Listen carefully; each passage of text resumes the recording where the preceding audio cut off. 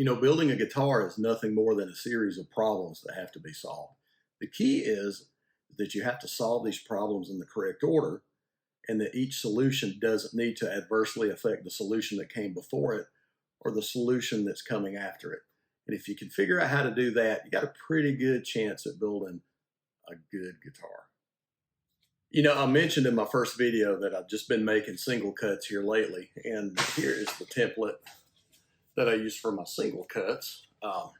It works great. Double cut is what I want to do for the contest. This is my double cut template.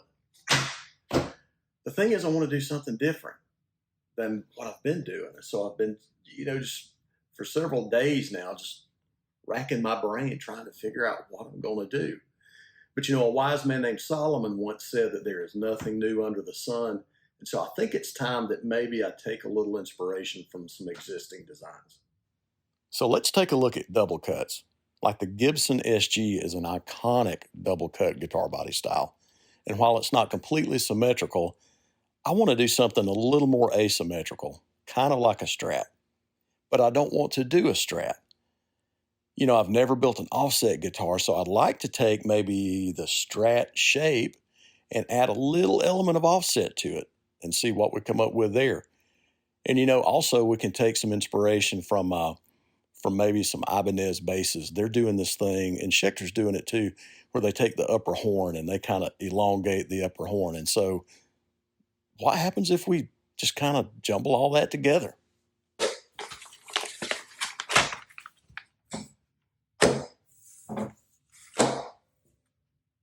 Yeah, I think I like it.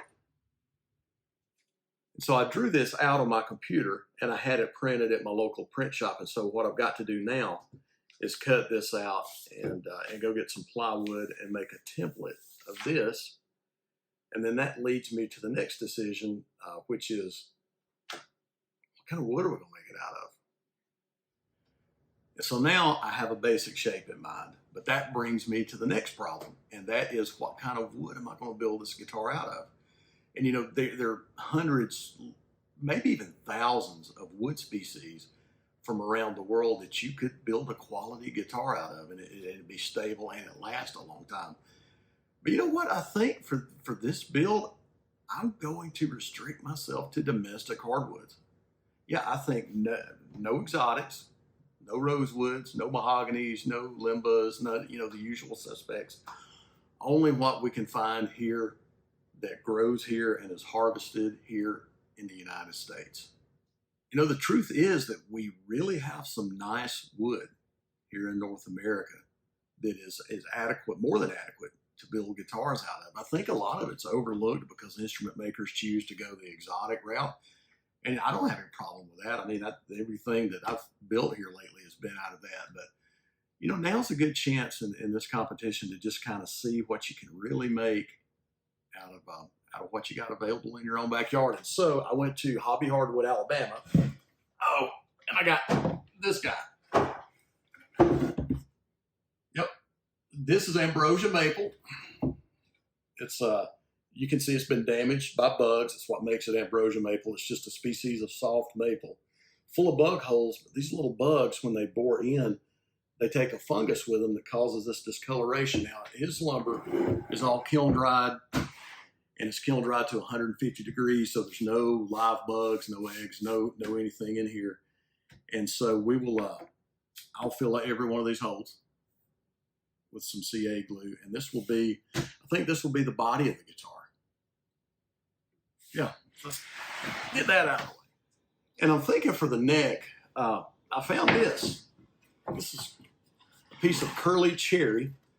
I don't know if you can see the curl in that. I don't know how it'll show up when it's dry with a nice finish on it. It'll really show up.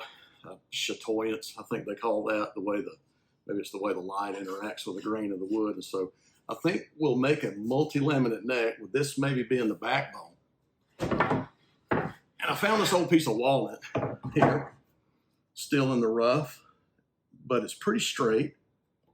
And I think there might be some figure in that. You know, we'll just have to see when we get it planed down, see what it looks like. So that may be a culprit.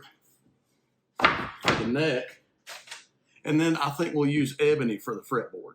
Now, I know what you're thinking. You're saying, wait a minute, Robert, you said you were just going to use domestic hardwoods. Yes.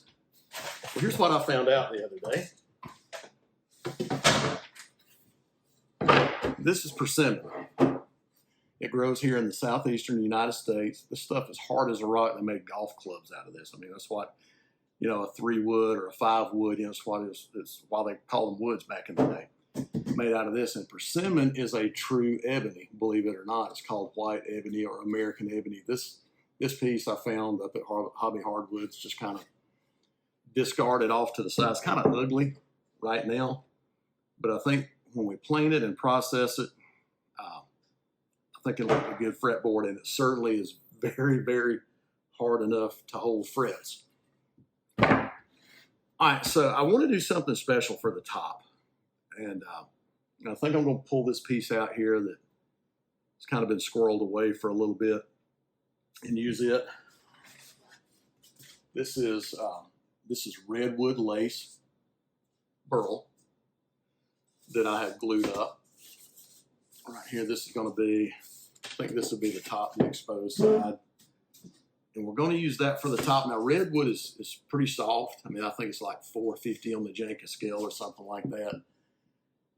And so I'm not sure if I want this to go all the way to the edge. I may end up actually inlaying this into the top of this piece of ambrosia maple right here. We'll see. I mean, you just kind of have to see. I mean, nothing's set in stone yet, so I may change my mind later. So that gives us, yeah, this big pile right here to work with. And so we've got some ambrosia maple. We got this little piece of ugly persimmon. Maybe we're going to use for a fretboard. Got a really nice top. This is going to look sick. It's going to look sick with a finish on it. Yeah, a piece of rough walnut. Maybe we'll laminate that guy in with some curly maple.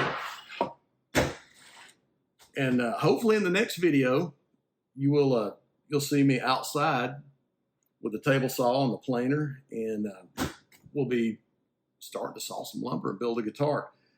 Right now, I'm without a shop. We moved a few years ago. I never did, you know, I told you I quit building guitars for a few years, so I never did get another shop built. And I think I need one now. I actually am clearing out a little bit of space on my property behind my house to build a shop. But for this, it won't be ready until next spring. And so for this build here, you're going to see me working outside on my back porch, or, you know, at the old kitchen table right here, much to my wife's dismay, but, you know, you got to use what you got, right? So, yeah, so there's the wood. That's what we're going to do, domestic hardwoods.